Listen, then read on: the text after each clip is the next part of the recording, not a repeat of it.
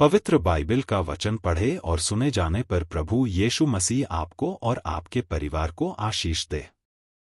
पवित्र बाइबल उत्पत्ति की पुस्तक 17 का अध्याय वचन 1 से 27 यह कहता है। वचन 1 जब अब्राम 99 वर्ष का हो गया तब यहोवा ने उसको दर्शन देकर कहा, मैं सर्वशक्तिमान ईश्वर हूँ, मेरी उपस्थिति में चल और सिद्ध होता जा। वचन 2 और मैं तेरे साथ वाचा बांधूंगा और तेरे वंश को अत्यंत ही बढ़ाऊंगा। वचन 3 तब अब्राम मुंह के बल गिरा और परमेश्वर उससे यूं बातें कहता गया। वचन 4 देख, मेरी वाचा तेरे साथ बंधी रहेगी, इसलिए तू जातियों के समूह का मूल पिता हो जाएगा। वचन 5 सो अब से तेरा नाम अब्राम न रहेगा परंतु तेरा नाम इब्राहिम होगा, क्योंकि मैंने तुझे जातियों के समूह का मूल पिता ठहरा दिया है। वचन 6 और मैं तुझे अत्यंत ही फैलाऊंगा और तुझको जाति जाति का मूल बना दूंगा और तेरे वंश में राजा उत्पन्न होंगे। वचन 7 और मैं तेरे साथ और तेरे पश्चात पीढ़ी पीढ़ी तक तेरे वंश के साथ भी इस आशय की युग युग की वाचा बांधता हूँ कि मैं तेरा और तेरे पश्चात तेरे वंश का भी परमेश्वर रहूंगा। वचन 8 और मैं तुझको और तेरे पश्चात तेरे वंश को भी यह सारा कनान देश जिसमें तू परदेशी होकर रहता है इस रीति दूंगा कि वह युग युग उनकी निज भूमि रहेगी और मैं उनका परमेश्वर रहूंगा। वचन 9 फिर परमेश्वर ने इब्राहिम से कहा, तू भी मेरे साथ बांधी हुई वाचा का पालन करना, तू और तेरे पश्चात तेरा वंश भी अपनी अपनी पीढ़ी में उसका पालन करे। वचन 10 मेरे साथ बांधी हुई वाचा जो तुझे और तेरे पश्चात तेरे वंश को पालनी पड़ेगी सो यह है कि तुम में से एक एक पुरुष का खतना हो। वचन 11 तुम अपनी अपनी खलड़ी का खतना करा लेना, जो वाचा मेरे और तुम्हारे बीच में है उसका यही चिन्ह होगा। वचन 12 पीढ़ी पीढ़ी में केवल तेरे वंशी के लोग नहीं पर जो तेरे घर में उत्पन्न हों व परदेशियों को रुपा देकर मोल लिए जाए, ऐसे सब पुरुष भी जब 8 दिन के हो जाए तब उनका खतना किया जाए।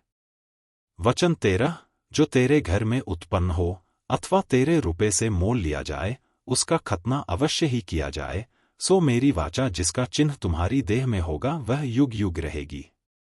वचन 14 जो पुरुष खतनारहित रहे अर्थात जिसकी खलड़ी का खतना न हो वह प्राणी अपने लोगों में से नाश किया जाए, क्योंकि उसने मेरे साथ बांधी हुई वाचा को तोड़ दिया। वचन 15 फिर परमेश्वर ने इब्राहिम से कहा, तेरी जो पत्नी सारै है उसको तू अब सारै न कहना, उसका नाम सारा होगा। वचन 16 और मैं उसको आशीष दूंगा और तुझको उसके द्वारा एक पुत्र दूंगा और मैं उसको ऐसी आशीष दूंगा कि वह जाति जाति की मूल माता हो जाएगी और उसके वंश में राज्य राज्य के राजा उत्पन्न होंगे। वचन 17 तब इब्राहिम मुंह के बल गिर पड़ा और हंसा और अपने मन ही मन कहने लगा, क्या 100 वर्ष के पुरुष के भी संतान होगा और क्या सारा जो 90 वर्ष की है पुत्र जनेगी। वचन 18 और इब्राहिम ने परमेश्वर से कहा, इश्माएल तेरी दृष्टि में बना रहे, यही बहुत है।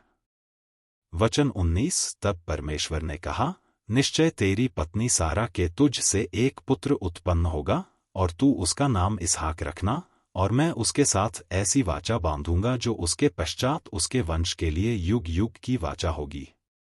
वचन 20 और इश्माएल के विषय में भी मैंने तेरी सुनी है, मैं उसको भी आशीष दूंगा और उसे फैलाऊंगा और अत्यंत ही बढ़ा दूंगा, उससे 12 प्रधान उत्पन्न होंगे और मैं उससे एक बड़ी जाति बनाऊंगा।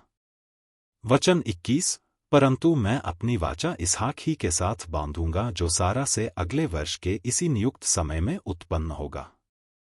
वचन 22 तब परमेश्वर ने इब्राहिम से बातें करनी बंद की और उसके पास से ऊपर चढ़ गया। वचन 23 तब इब्राहिम ने अपने पुत्र इश्माएल को उसके घर में जितने उत्पन्न हुए थे और जितने उसके रुपए से मोल लिए गए थे, निदान उसके घर में जितने पुरुष थे, उन सबों को लेके उसी दिन परमेश्वर के वचन के अनुसार उनकी खलड़ी का खतना किया।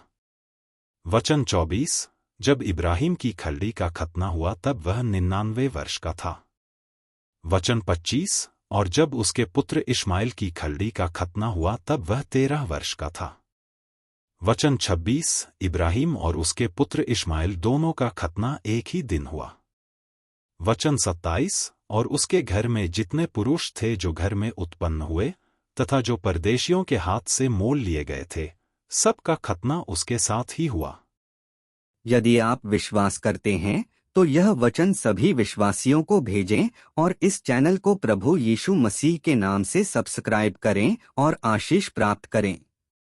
धन्यवाद।